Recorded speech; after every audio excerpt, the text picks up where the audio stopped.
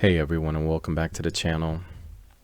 So today I wanted to hop on here and make a quick video.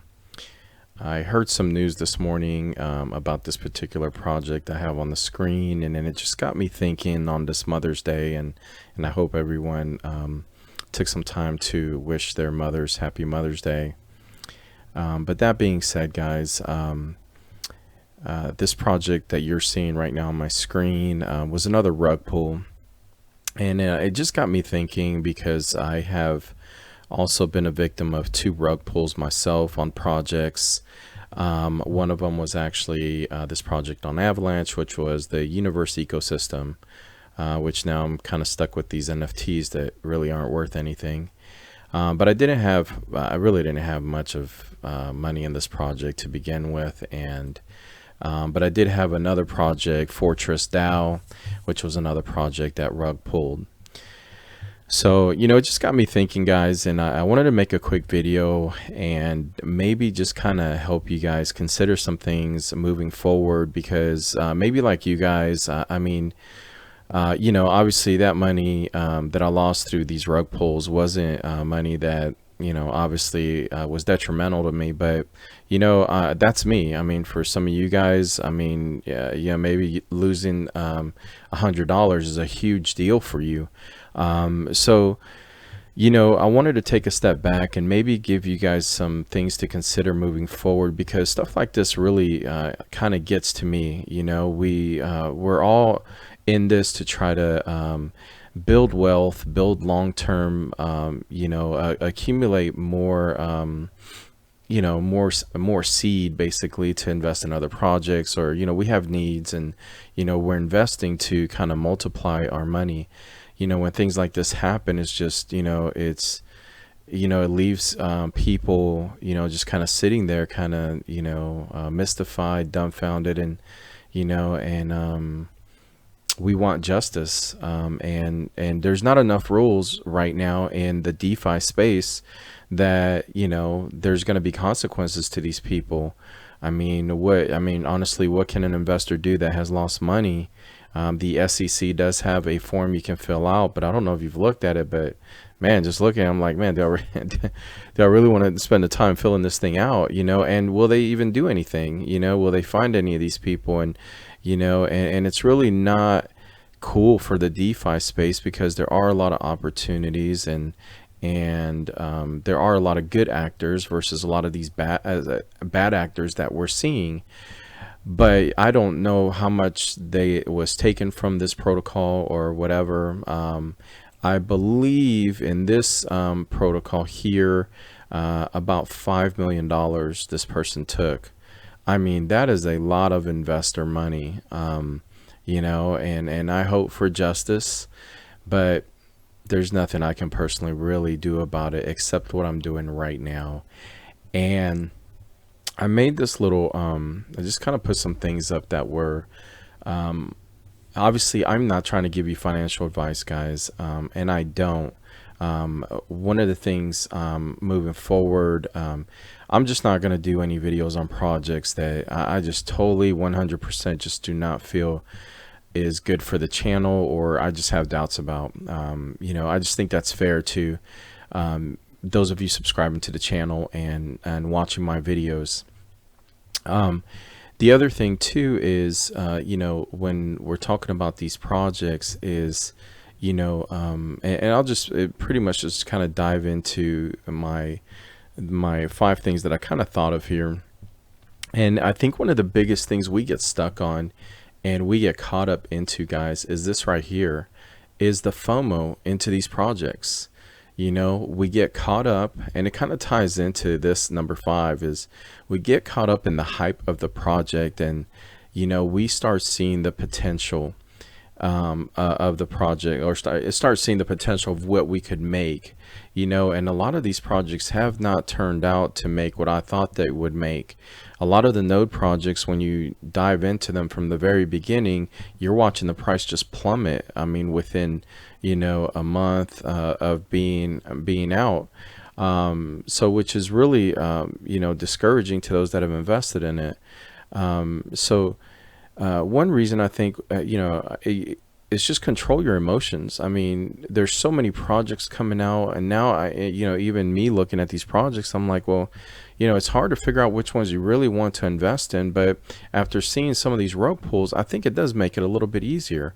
Is if we all stop just FOMOing into these projects, getting caught up in the hype and, oh, get the whitelist, I have to be whitelisted. Yeah, well, I mean, what good does that do if, you get whitelisted and, you dive into this project and the price plummets, none of us have a crystal ball. I mean, we could all say, yeah, well, just give it time. The price will go back up. Says who?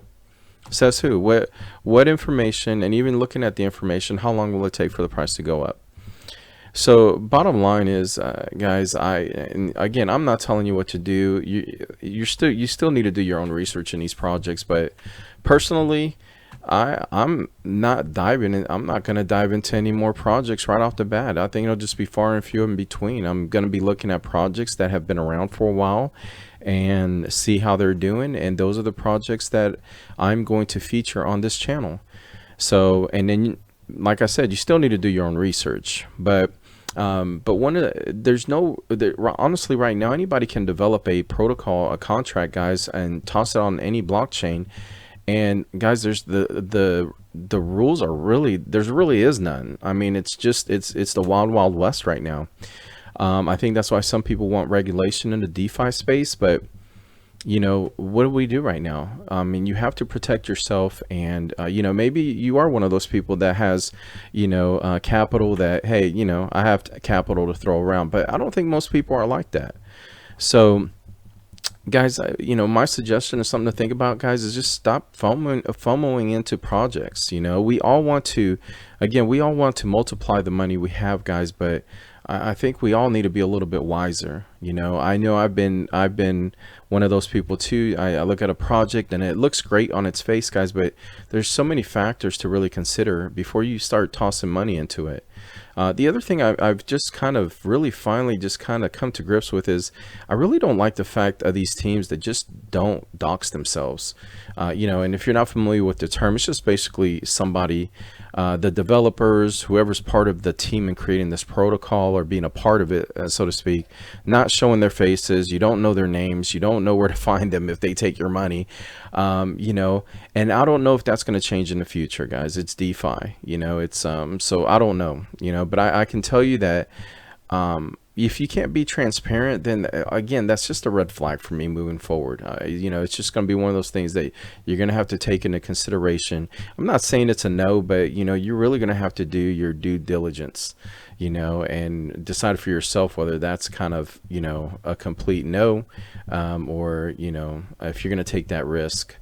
And I think the other thing too is strategy. What are are you in it for the long term? Are you, because I think, if you look at it, a lot of people are jumping into these projects hoping to make a quick buck, and it doesn't turn out great for them. I'm personally one of those people that I want to invest my capital. I want to let it sit and I want to watch it grow over time, and maybe the DeFi space isn't, well, I shouldn't say that, because the DeFi space has a lot of great projects, but I think you're going to have to really look at some projects that don't give these unrealistic APYs, APRs, and have been around for a while. Personally, I love Abra, the Abra app. I've been involved with Abra since 2018, and there is a link below for it in the video.